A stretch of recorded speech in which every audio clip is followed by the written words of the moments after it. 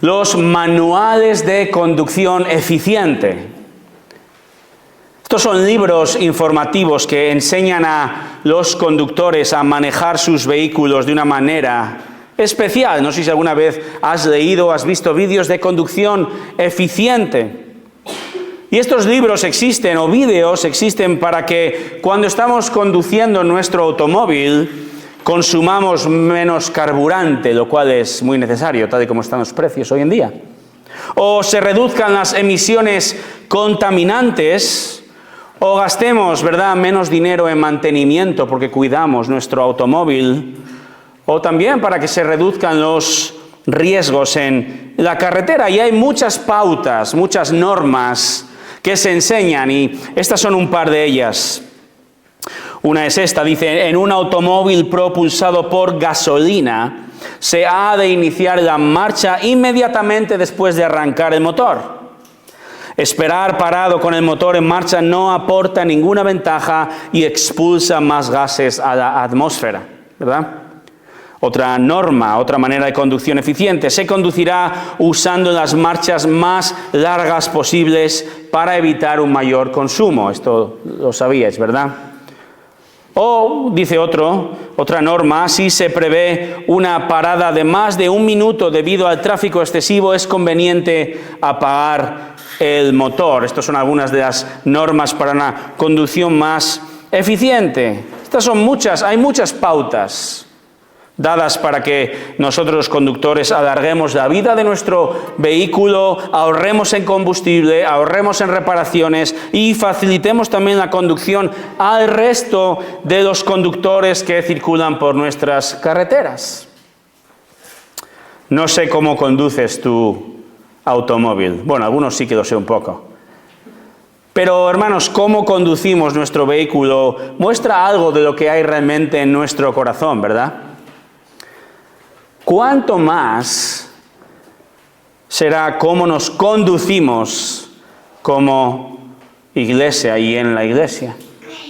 La palabra de Dios es nuestro manual de conducción eficiente, hermanos. No por una carretera llena de conductores, sino por algo mucho más importante: la iglesia de Dios llena de hermanos y hermanas en Cristo. Esta mañana, a partir de este texto, vamos a observar dos aspectos esenciales que nos mueven a conducirnos de manera piadosa en la iglesia y así vivir exaltando a Cristo. Dos aspectos esenciales que nos van a mover a conducirnos de una manera piadosa en la iglesia y así vivir exaltando a Cristo. Vamos a ver el primer aspecto esencial, versículos 14 y 15, tiene que ver con la naturaleza de la iglesia. La naturaleza de la iglesia. La naturaleza de la iglesia, hermanos, nos ha de mover a comportarnos de una manera piadosa. Piadosa. Fijaros, versículo 14. Te escribo estas cosas esperando ir a ti pronto, dice este versículo. ¿Quién está escribiendo 1 Timoteo? Bueno, Pablo, el apóstol Pablo, escribe a un joven pastor, Timoteo. Timoteo se encuentra pastoreando una iglesia en la ciudad de Éfeso.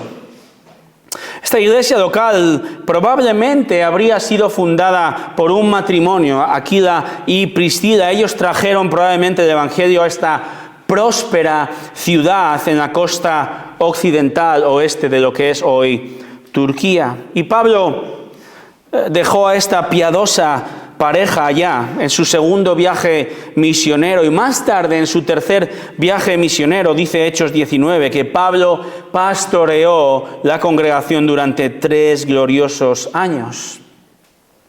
Después de esos 3 años, Pablo parte, se marcha y en algún punto Pablo envía a este joven pastor Timoteo a pastorear esta iglesia. ¿Y qué se encuentra allí Timoteo? Bueno, Timoteo se encuentra una iglesia con cosas buenas, pero también una iglesia que está enseñando, algunos de ellos están enseñando, dice el capítulo 1, versículo 3, doctrinas extrañas, falsa enseñanza. El 1.4 nos dice que había personas, o el evangelio parecía que no estaba avanzando. Versículo 7, capítulo 1, había un énfasis erróneo en la ley. Hay errores en la congregación. Y Pablo entonces escribe una primera carta a Timoteo para exhortarle a permanecer firme en la enseñanza de la palabra de Dios a los hombres y mujeres que forman parte de la congregación. Y les dice, pelead la buena batalla. Mantened un alto estándar en el liderazgo, le dice Pablo a Timoteo. Busca a hombres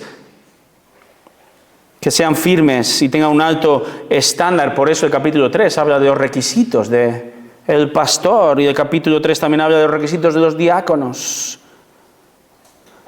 Pablo exhorta a Timoteo a evitar a hombres que no son de ejemplo y nombra a varios, Himeneo y Alejandro. Ellos parecían ser los cabecillas de esta mini rebelión. Pablo escribe a Timoteo para que una congregación que está siendo afectada por esto trate a sus verdaderos pastores con sumo respeto y generosidad. Capítulo 5, versículo 17. Y para que esta congregación deje de lado el materialismo, como dice el capítulo 6.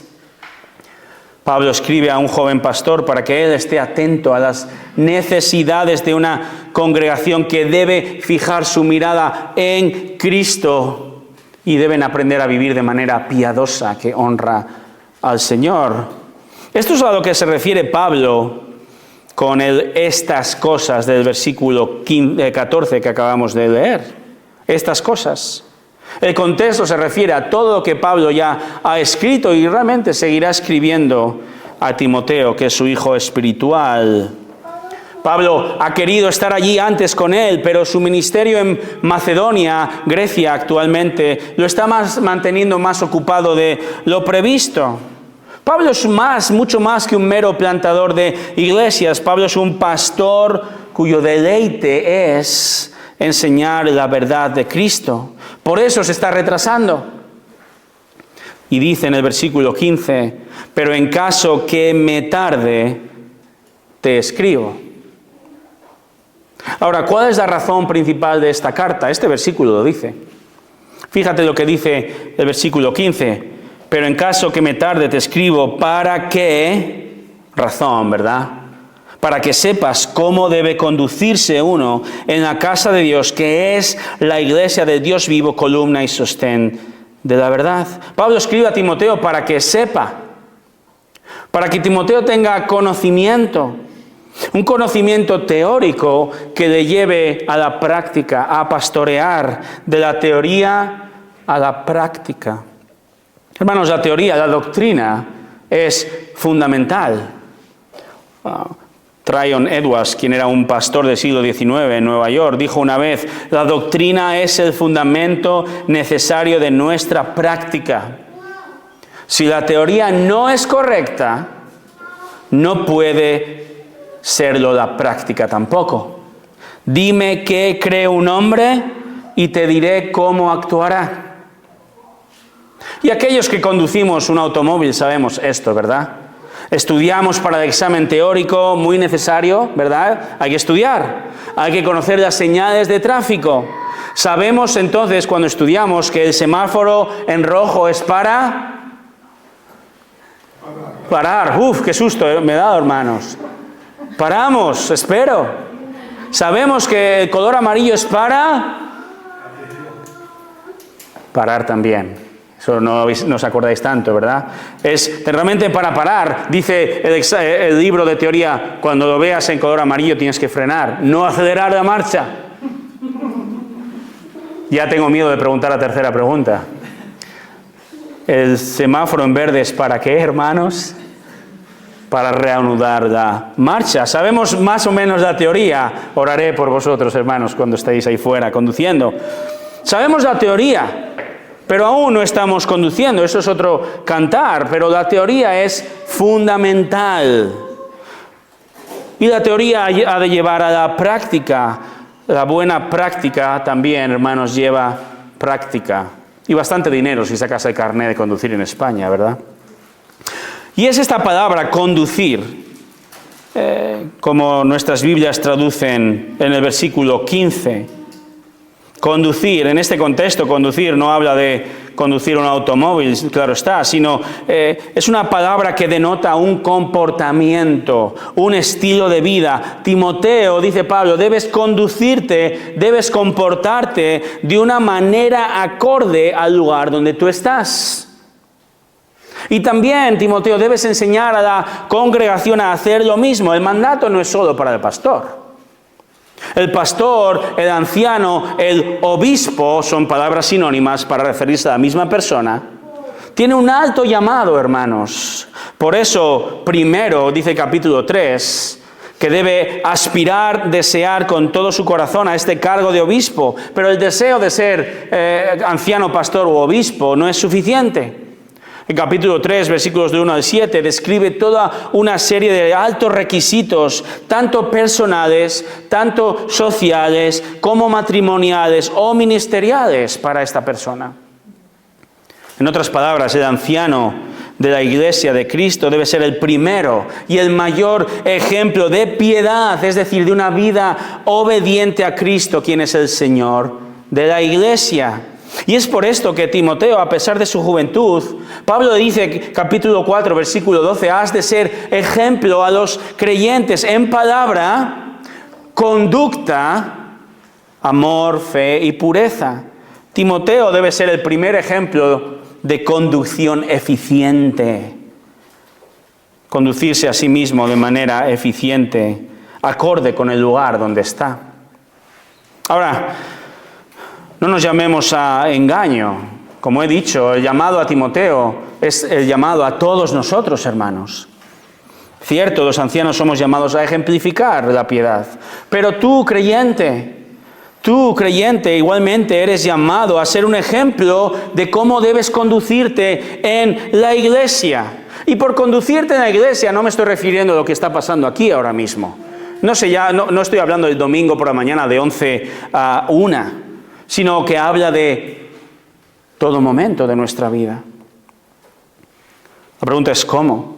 ¿De qué manera nos conducimos de manera piadosa? La respuesta es esta: obedece las normas familiares, obedece la palabra de Dios.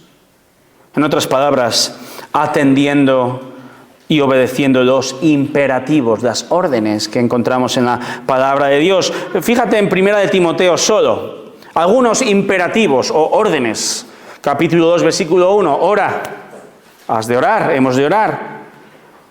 Dice también que las mujeres se vistan de manera modesta. Capítulo 2, versículo 9. Dice que las mujeres no enseñen en el contexto de la iglesia reunida. 2:12. Dice que el hombre que quiere ser anciano sea irreprensible, capítulo 3. Que los diáconos sean dignos, 3:8. Dice que el hombre ha de proveer para los suyos, 5:8. Que los ancianos que predican y enseñan sean remunerados por la iglesia, 5:17.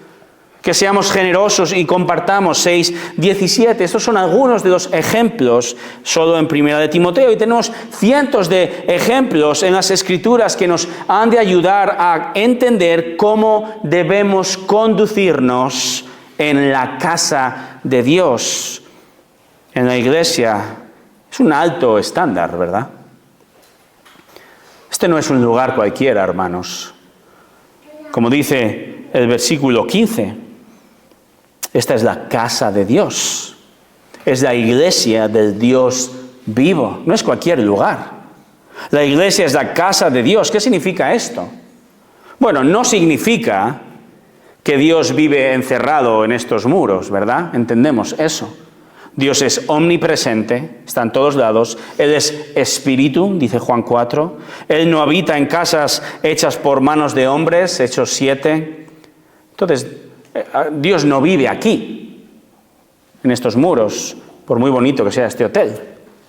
Tampoco significa que el edificio es la iglesia.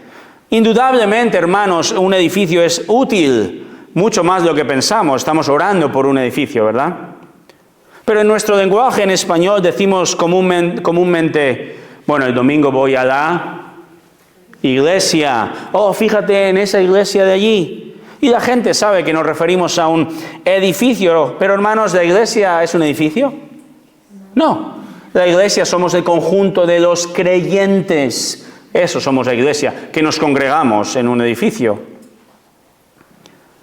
Los edificios no son iglesia, los creyentes somos la iglesia. Por eso podemos reunirnos como iglesia en un salón de un hotel, ¿verdad? Como hoy.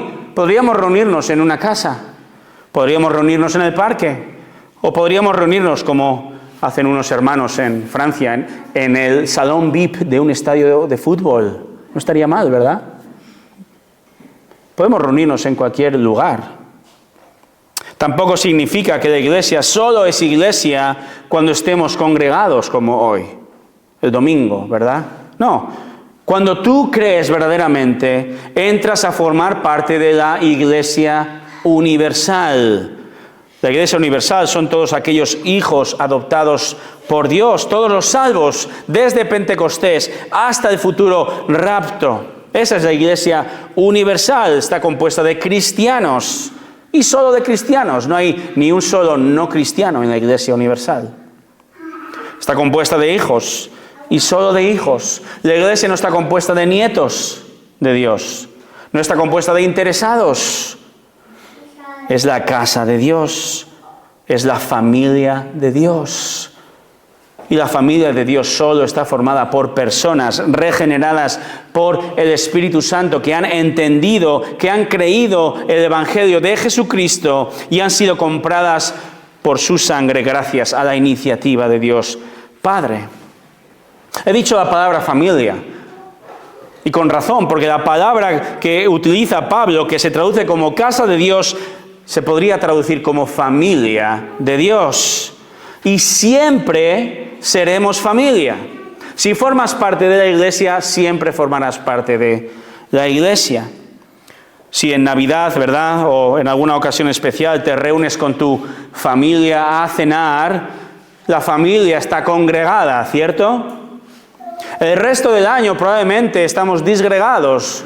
Tengo hermanas y mis padres viven en diferentes lugares de España. Estamos disgregados. ¿Significa eso que no somos familia?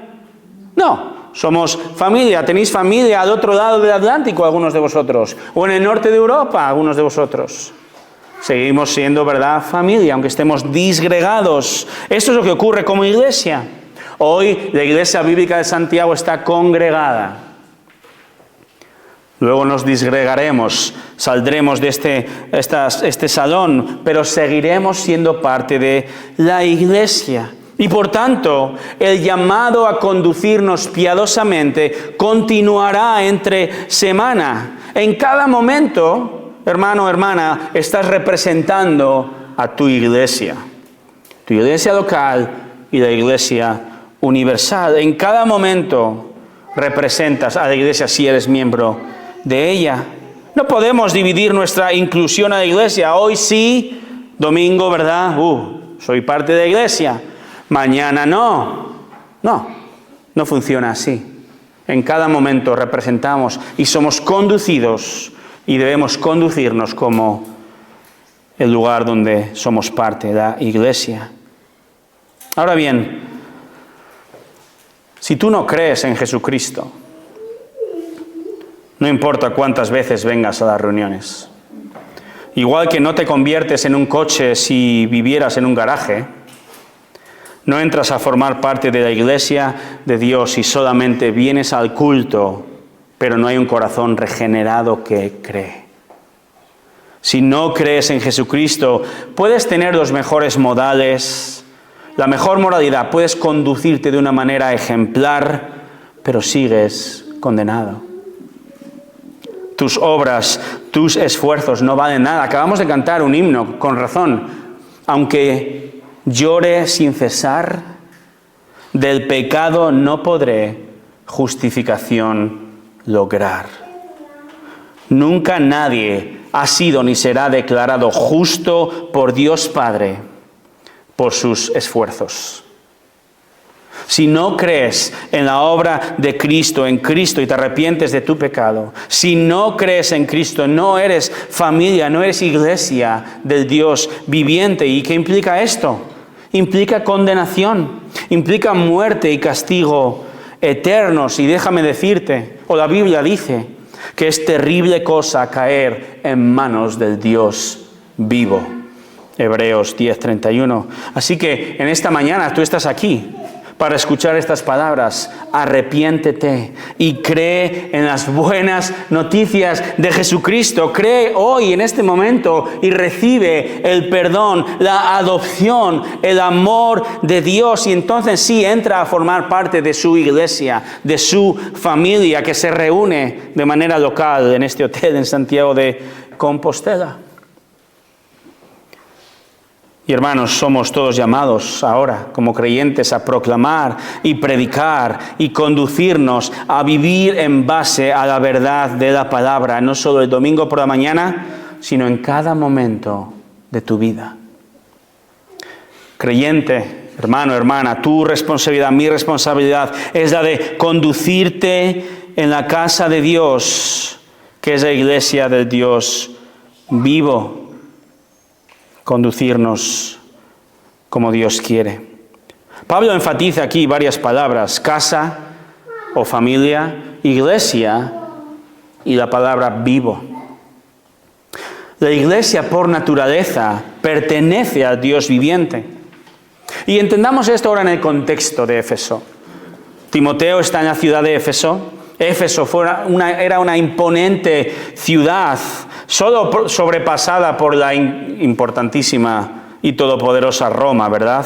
Pero Éfeso era un importante centro político, comercial, social y religioso. Y Éfeso contaba con dos grandes maravillas arquitectónicas. Uno era un grandísimo teatro, un teatro de más de 50.000 personas. Y también Éfeso contaba con el imponente templo, el templo a la diosa Diana, con más de 100 columnas de mármol de más de 20 metros de altura recubiertas de oro. Y este templo era el epicentro de la adoración pagana a Diana, o también llamada Artemisa, diosa de la fertilidad y también diosa de los animales salvajes, lo cual es muy apropiado porque la adoración pagana que ocurría en aquel templo era conducida de una manera salvaje, promiscua y pecaminosa. Todo ello a un ídolo muerto. En cambio, la iglesia es por naturaleza casa, familia ¿de quién? Dice Pablo, del Dios vivo, del Dios viviente, el único Dios. Además, hermanos, como en toda casa, como en toda familia hay unas normas, ¿verdad? En tu familia hay normas, en mi familia hay normas. En mi casa existen normas de convivencia para mis hijos, para las visitas. En tu casa también hay normas, sean escritas o no. No entramos en casa de nuestros hermanos los miércoles y comenzamos a pintar las paredes, ¿verdad? Y nuestros hermanos están contentos por ello, porque hay normas de convivencia. Hay familias con normas de convivencia un tanto extrañas, o al menos que son de otra cultura y no las comprendemos. Leía esta semana que en la cultura de la tribu de los nativos americanos Navajo, la primera vez que un bebé se ríe es muy especial. Cada vez que eso ocurre, la familia organiza una fiesta para celebrar y tradicionalmente se espera que la persona que hizo reír a ese bebé pague la comida. ¿Te imaginas? Vas con un esparadrapo a ver a este niño. Que no se ría, por favor. Que no se ría, por favor. Es una norma, una tradición en esta cultura. En la familia de mi esposa no te lo vas a creer. Pero cada vez que alguien habla en la mesa, el resto se calla. Increíble. Esto como españoles o latinos es muy difícil de entender. Donde hay 3 o 4 conversaciones al mismo tiempo en la mesa, ¿verdad? Pues no, tienen esta curiosa tradición de que cuando uno habla el resto escucha. ¿Qué cosas hace la gente, verdad, hermanos? Todos tenemos costumbres familiares y está bien. Ahora, ¿cuánto más en la familia del perfecto, eterno, santo Dios vivo, nuestro Padre? La iglesia, los creyentes, somos por naturaleza casa de Dios, familia de Dios, la naturaleza de la iglesia. Es así. somos familia de Dios. Y además también la naturaleza de la iglesia está enraizada en, como dice el texto, que la iglesia es, dice, columna y sostén o baluarte de la verdad. La iglesia por naturaleza pertenece al Dios viviente y es columna y sostén de la verdad. ¿Qué significa esto? De nuevo, piensa en el contexto. Pablo usa un lenguaje que a la iglesia en Éfeso le resulta familiar, un lenguaje arquitectónico que evoca al templo de Diana, ¿verdad? Un templo, como era ese templo, que era columna y sostén de la mentira de Satanás. Nosotros tenemos un templo en esta ciudad, ¿verdad? Un templo, una catedral tremenda. Si te gusta el arte, la vas a disfrutar. A mí me encanta el arte. Pero muchos templos en este país, ¿verdad? Son salvaguardas, son columna y sostén de la mentira. Una mentira que desecha a Cristo, que desecha la salvación por gracia y pretende salvar por tus obras y tus esfuerzos. Y eso es mentira. Pero la iglesia, hermanos, es el guardián de la verdad. De la verdad de la palabra. Cuidado, la iglesia no es la fuente. Nosotros no somos el originador de la verdad, sino que somos columna de la verdad revelada de Dios, de este libro que estudiamos. Y, hermanos, Dios mismo, Él no desciende del cielo a nosotros, ¿verdad? Él no envía diariamente a ángeles para darnos a conocer su verdad, sino que Dios emplea a pastores en el contexto de la iglesia local, a quienes ha designado con este propósito de enseñar la verdad. Y diariamente acudimos, espero, a leer la verdad. La iglesia, hermanos, sostiene la verdad de Dios aquí en alto. La respeta y la sigue, la estudiamos, hermanos, preservamos la verdad, la sostenemos, la proclamamos al mundo y nos conducimos, entonces vivimos de acorde con ella generación tras generación. La iglesia es columna de la verdad y la iglesia es sostén o baluarte de la verdad. Esta palabra sostén o baluarte implica fundamento o cimiento. Es decir, la iglesia es tanto el fundamento como el sostén de la verdad de Dios.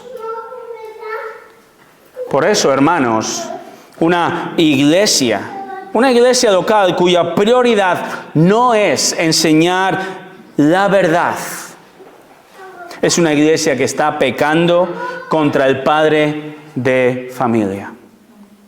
Una iglesia que no levanta en alto la verdad de la palabra de Dios no es consecuente con su naturaleza, con su existencia. ¿Va a ser la iglesia bíblica de Santiago una catedral, un templo de la verdad? ¿Vamos a hacerlo, hermanos? La escuela no lo es. La universidad no lo es. La ciencia no lo es. Hay cosas buenas que podemos extraer de allí. Y la iglesia es columna y sostén de la verdad. La iglesia es columna y sostén de la verdad para así entonces poder conducirnos, vivir en este mundo de manera piadosa, de manera consecuente, de manera obediente. ¿Con cuál objetivo final? ¿Nos quedamos ahí, en vivir bien, obediente? El objetivo final es la gloria de nuestro Dios, hermanos. Es la gloria, la exaltación de Cristo. Por eso quiero hablar brevemente y lanzar una advertencia. Y esta advertencia no es mía, es del Señor Jesús. El Señor Jesús advierte a un grupo de personas que son ejemplares, un gran ejemplo de buenas maneras. El Señor habla palabras a unos hombres que eran modelo de cómo debían conducirse moralmente. Hablo de los fariseos. Ellos eran expertos en la verdad. La conocían mucho mejor que tú y que yo, el Antiguo Testamento. Conocían las Escrituras al dedillo, pero fíjate lo que dice el Señor Jesús, Mateo capítulo 23. El Señor dice a la multitud acerca de ellos, Mateo 23, 3, haced lo que os digan, pero no conforme a lo que hacen. 23, 5, ellos hacen todo para ser vistos por los hombres. 23, 14, hacen largas oraciones. 23, 15, quieren convertir a otros. Versículo 23, hacen ofrendas. 24, son guías ciegos. 23, 27, son tumbas blanqueadas, bonitos por fuera, pero podridos y muertos por dentro. 23, 28, parecen justos ante los hombres, pero por dentro están llenos de hipocresía y de iniquidad. Hermanos, este es el peligro de una mera religiosidad. Este es el peligro de conocer y practicar aún la verdad y el peligro de tener un alto estándar de vida. Este es el peligro de acudir a la iglesia y poner una buena cara cada domingo o cada miércoles o cuando nos reunamos. Este es el peligro de ser modélico en las formas. Este es el peligro de conducirse bien por fuera sin un cambio del corazón. Es mero activismo. Es mera hipocresía y va en contra de la propia naturaleza de lo que es la iglesia, de lo que Pablo está diciendo a Timoteo, de cómo debe uno conducirse. Va en contra de la realidad de que la verdad por sí misma, por mucho que la sepas, por mucho que la practiquemos, si no hay un cambio en nuestro corazón, si no hay una motivación correcta del corazón que apunta a la gloria de Cristo, todo esto es mera actividad vacía. Es una piedad artificial, muerta. Son obras que condenan. Esto nos va a llevar al segundo aspecto esencial. Estamos viendo dos aspectos esenciales que nos mueven a comportarnos piadosamente en la iglesia y así vivir exaltando a Cristo. Y hemos visto la naturaleza de la iglesia. ¿Quiénes somos como iglesia? Demanda que vivamos piadosamente. Y ahora vamos a ver el versículo 16, que hablará de la naturaleza del mensaje. La naturaleza del mensaje nos mueve a comportarnos piadosamente. Leamos versículo 16. Indiscutiblemente grande es el misterio de la piedad. Él fue manifestado en la carne, vindicado en el Espíritu, contemplado por ángeles, proclamado entre las naciones, creído en el mundo y recibido arriba en gloria. Pablo lo sabe. Pablo sabe, porque él era el príncipe de los fariseos. Pablo sabe que es muy sencillo aparentar. Sabe que es muy fácil crear una fachada. Pablo sabe que es muy factible aprender a conducirse en la iglesia cuando todo el mundo mira, pero ser un fariseo y actuar piadosamente de puertas para afuera. Hermanos, la palabra piedad, bíblicamente entendida, ha de estar vacía de fariseísmo y llena de Cristo. Así que pues sería, hermanos, un tremendo error para mí predicar este sermón solo explicando cómo debemos actuar y conducirnos. Sería un gran error si esta mañana el título fuera 10 pasos para conduciros de manera eficiente en la iglesia y nada más. Porque las obras externas sin un segundo aspecto que estamos viendo son inútiles. Por eso Pablo en el versículo 16 va al corazón del asunto y pone el foco en la naturaleza del mensaje. Y por eso Pablo une una conducción eficiente con la verdad de Cristo. Por eso es lo que va a hacer ahora. Él va a desplegar el mensaje de Cristo, porque el mensaje es Cristo. La motivación, hermano, hermana, para que tú y yo nos comportemos, nos conduzcamos piadosamente desde un corazón correcto, la motivación es nuestro Señor Jesucristo. Y por eso Pablo dice al principio, indiscutiblemente, sin lugar a dudas, grande es el misterio de la piedad. Es irónico que Pablo diga esto, Porque los ciudadanos de Éfeso gritaron contra el propio Pablo ahí en Éfeso unos años antes. ¿Recordáis lo que gritaron Hechos 19:28? Grande es Diana de los Efesios. Y ahora Pablo dice, grande es el misterio de la piedad.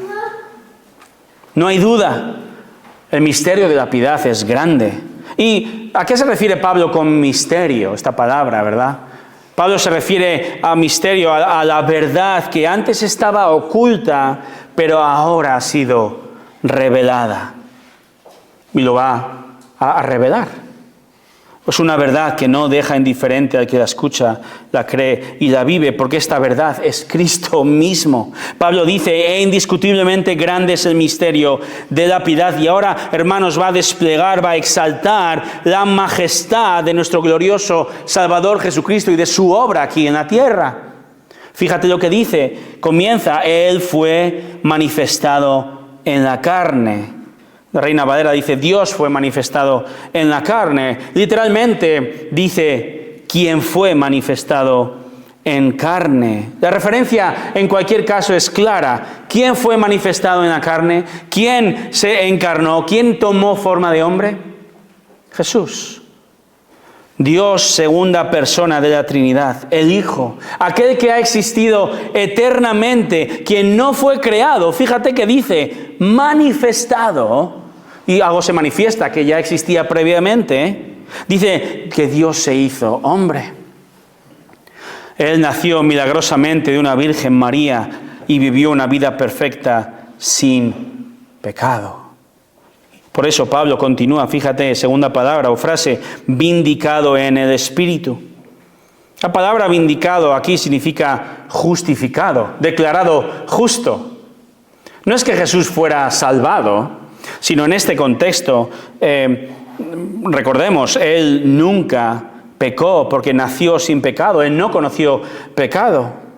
¿Qué significa entonces vindicado, justificado? Significa que gracias a su vida perfecta, gracias a su espíritu interior perfecto como hombre, Él fue vindicado por Dios Espíritu Santo. Él fue declarado justo.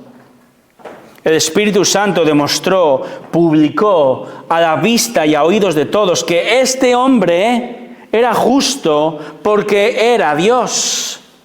Y por eso Jesús fue dirigido por el Espíritu Santo a hacer todo tipo de milagros. Por eso el Padre dijo de Él, mientras recordemos la escena, el Espíritu Santo descendía sobre Él como en forma de paloma en su bautismo. ¿Y qué dice Dios Padre? Este es mi Hijo amado en quien me he complacido. Romanos 1:4 dice que Jesús fue declarado Hijo de Dios con poder conforme al Espíritu de Santidad por la resurrección de los muertos. Es decir, Dios Padre y Dios Espíritu Santo vindicaron o demostraron al Dios Hijo hombre. Y dijeron, este hombre es Dios. Esto significa vindicado por el Espíritu. Pablo continúa y dice, contemplado por ángeles.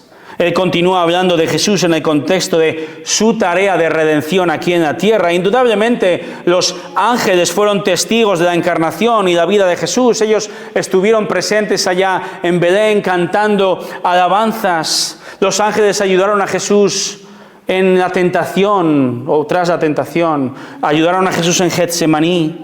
Innegablemente los ángeles contemplaron, adoraron a Jesucristo, al resucitado, ascendiendo, glorificado, sentándose a la diestra del Padre en los cielos. Los ángeles le contemplaron y le adoraron, porque Él es Dios. También dice que fue proclamado entre las naciones. Esta es una referencia a la proclamación del Evangelio de Cristo a los gentiles. La palabra que utiliza es gentiles. Recordemos las palabras del propio Señor Jesús, Mateo 28:19. Id bajo mi autoridad, id y hacer discípulos de todas las naciones. Misma palabra, todos los grupos étnicos. La penúltima frase dice, creído en el mundo. Significa que el resultado directo de este mandato de Jesús dado antes de la ascensión es que desde ese momento, gente de toda tribu y nación ha escuchado y escuchará el Evangelio, y millones, por su gracia, han creído en Jesús como Señor y Salvador. Por último, dice Pablo, fue recibido arriba en gloria. Permitidme explicar esta expresión por medio de un autor que dice lo siguiente. Cuando apenas se habían apagado los ecos de las voces de los hombres que gritaban, «Crucifícale, crucifícale», los cielos abrieron sus portales y al recibir de regreso a su Rey victorioso, resonaron con los ecos de himnos de júbilo entonados por 10,000 veces, 10 millares y de millares, digno es el Cordero. Ciertamente fue recibido arriba en gloria. Cuán grande es la iglesia que tiene un jefe o cabeza tan excelso. Recibido en gloria. Pablo está desplegando el mensaje de Jesucristo, la obra de redención. Además lo ha hecho de abajo arriba, fíjate, manifestado en carne, vindicado en el Espíritu, contemplado por ángeles, proclamado entre las naciones, creído en el mundo, recibido en gloria. ¿Por qué Pablo dice esto ahora? Pablo expresa el Evangelio de Jesucristo porque el mensaje, la doctrina de Jesucristo importa. Porque la teoría, la doctrina, la enseñanza de Cristo importa, hermanos. Y entender esto verdaderamente nos va a llevar a conducirnos de una forma no solo externa, sino desde un corazón profundamente agradecido a Cristo. Jesús es el mensaje y el mensajero. Él es el Salvador y al mismo tiempo es el Cordero sacrificado. Él es el que justifica al que se arrepiente y al que condena al que no se arrepiente. Cristo es el principio y el final de todo lo que hemos de creer, pensar y hacer. Y Él debe ser, hermano, hermana, Él debe ser tu motivación a la hora de conducirte. Porque si Él no lo es, si tu amor por Cristo, si mi amor por el glorioso Jesucristo no es quien me mueve a conducirme de manera piadosa en la iglesia, todo lo que hagamos será inútil, vano, externo. No será fruto espiritual, no será adoración ni una verdadera piedad centrada en Cristo y la gloria de Cristo. Sino será un deseo quizá de actuar para ser vistos, o para evitar problemas, o el qué dirán, o ser alabados, o ser el centro de todo. Y todo eso es robarle la gloria a nuestro Salvador. Hermanos, la teoría, la doctrina que aprendemos tiene un fin. Tu tiempo devocional, tu oración, reunirte aquí hoy o los miércoles, escuchar esta predicación, tiene un fin que es, sí, conducirte a conocer más la verdad de la palabra. ¿Para qué? Para que esta verdad, hermano, hermana, te cautive, te mueva, te conduzca a vivir actuando y viviendo, porque entonces admiras más y amas más a Cristo. Esta es la verdadera piedad. La adoración informada de Cristo conduce a una acción avivada. Conocemos, no por simplemente conocer teología, sino para conducirnos a admirar más y más a Cristo y que esto nos mueva a conducirnos a vivir para su gloria. Ahora, no sé si te has preguntado cuando dije el texto que íbamos a estudiar hoy. ¿Por qué este texto? ¿Qué ha pasado con Juan? No se ha terminado todavía, hermanos. Esta es la razón. Nos encontramos al inicio del año escolar, ¿verdad? Los que tenemos hijos somos mucho más conscientes de esto y nuestro bolsillo también. Pero en muchos sentidos, ¿verdad? Este es el inicio también de nuestro año, más aún que el 1 de enero.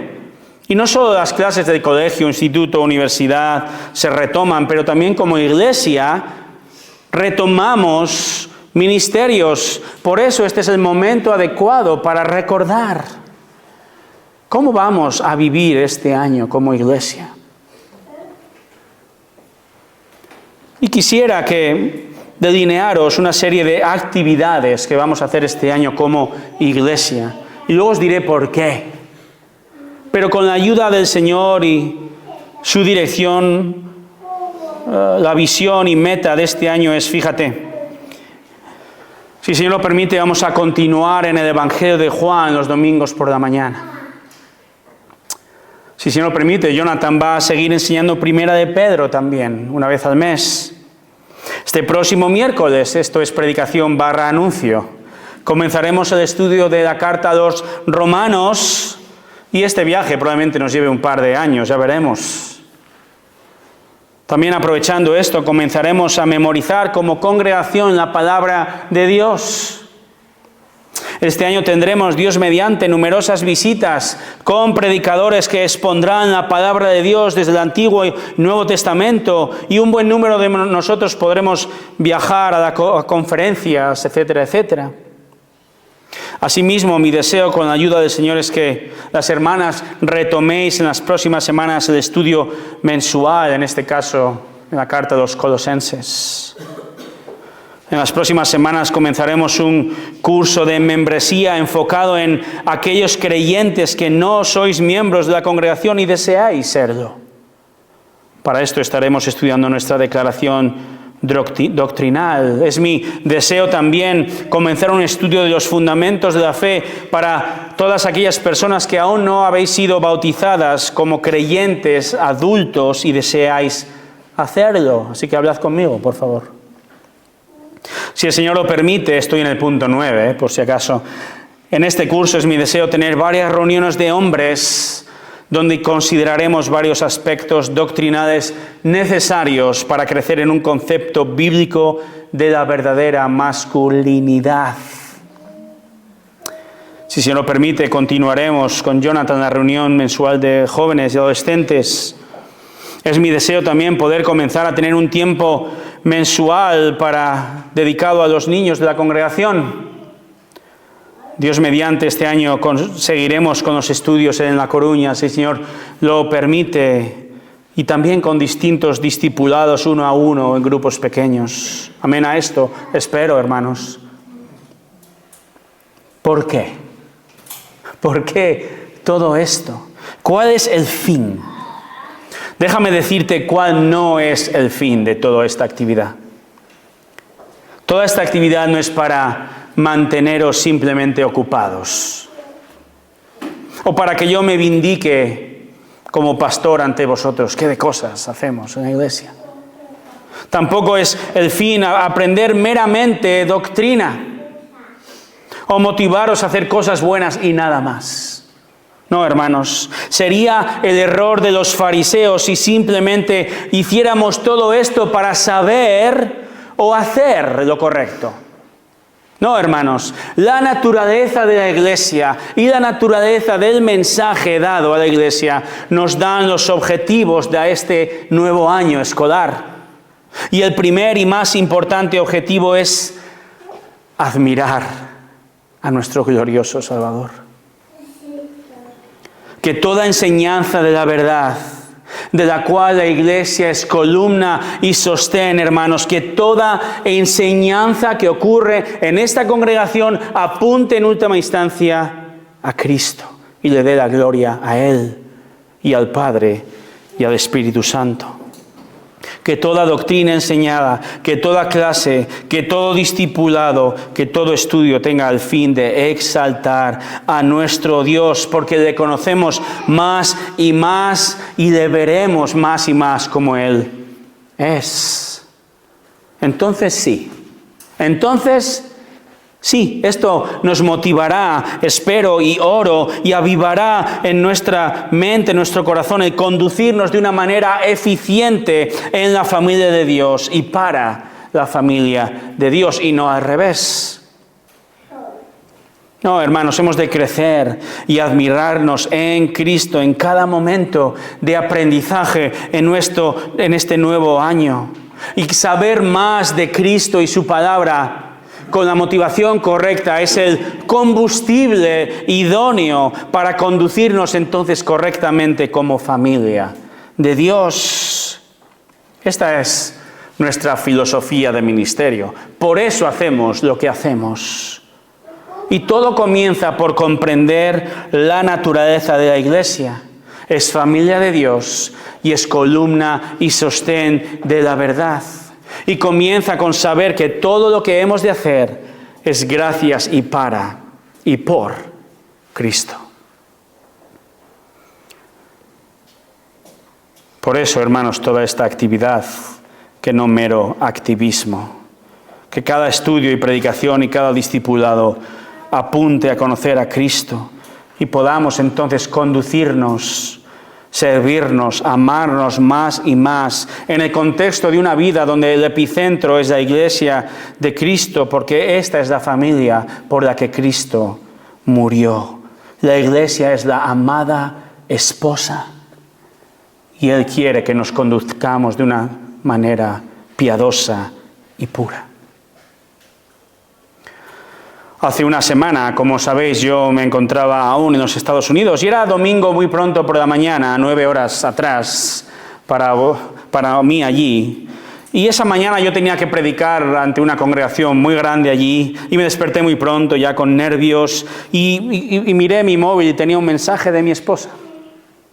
Y el mensaje decía esto: nombre del predicador, ha tenido un ataque derivado de su epilepsia, pero su esposa le trajo a predicar. Hermanos, la semana pasada un hermano muy debilitado físicamente proclamaba la palabra desde aquí. Y la semana anterior otro hermano proclamaba la palabra fielmente, aun cuando lo hacía de manera magistral, no en su idioma materno. ¿Por qué? ¿Por qué hacemos esto? ¿Qué nos mueve a hacer esto?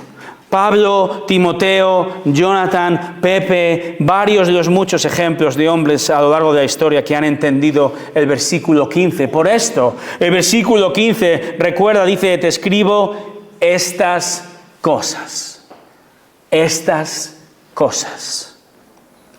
instrucciones. ¿Por qué hacemos esto?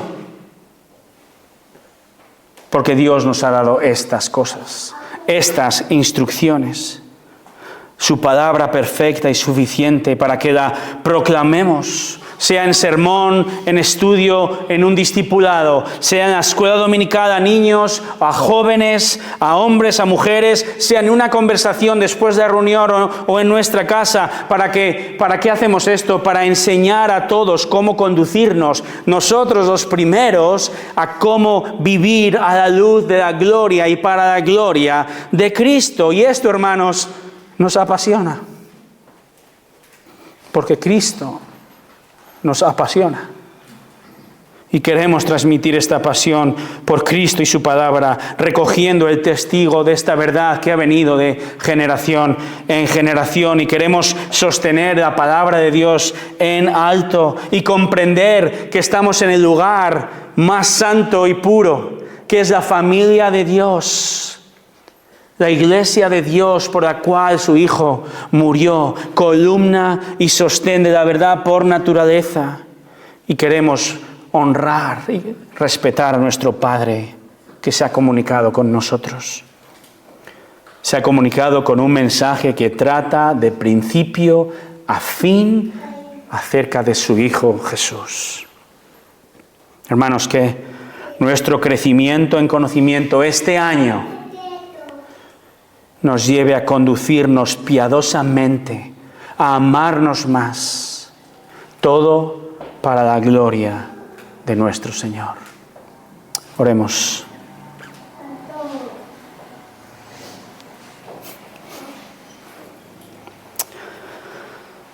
Señor, gracias por tu palabra, porque ella, tu palabra preciosa y poderosa, tu voluntad revelada por escrito, nos convence. Trae convicción a nuestro corazón. Señor, y no quisiera que nos marchemos de aquí con una carga simplemente de no te amo como debiera, o no hago lo que debiera, no me conduzco, no vivo como debo.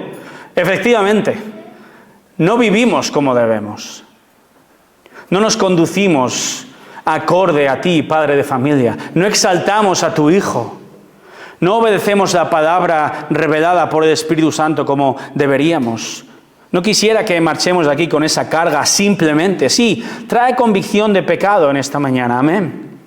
Pero ayúdanos a acudir y descansar en el sacrificio final de Cristo, quien cubre cada uno de nuestros pecados, que cubre el pecado de no amarte a ti con todo nuestro corazón, alma y fuerzas, que cubre el pecado de no amar a nuestros hermanos como o más que a nosotros mismos, que cubre tantos y tantos pecados en nuestra mente contra nuestros padres o madres, nuestros esposos, nuestra familia, nuestros hermanos, compañeros de trabajo. Señor, ayúdanos a descansar en que a pesar de ser absolutamente insuficientes, hemos aprendido, porque tu palabra lo dice, la doctrina lo dice, que tú has cargado con todo nuestro pecado y podemos descansar en ti y conducirnos y vivir de una manera que te honre. Señor, nos enfrentamos a un nuevo año como iglesia y espero que con mucha y buena actividad, pero que nada de esta actividad sea mero aprendizaje, sino que cada estudio, predicación, conversación, discipulado apunte a tu gloria. Que no nos quedemos en la mera información, sino que ésta nos mueva a actuar en el poder de tu Espíritu Santo para tu gloria y la extensión de tu evangelio y el crecimiento de esta congregación, y que muchos más vengan al conocimiento de la verdad en esta ciudad tan necesitada. Oh Señor, te pido por favor que traigas crecimiento a mis hermanos y a mí el primero, y que seamos una iglesia ejemplar en exaltación a ti, y que seamos testimonio, que seamos evangelistas en lo que hacemos y decimos a tantas y tantas personas que no te conocen en esta ciudad. A ti la gloria, en el nombre de Jesús. Amén.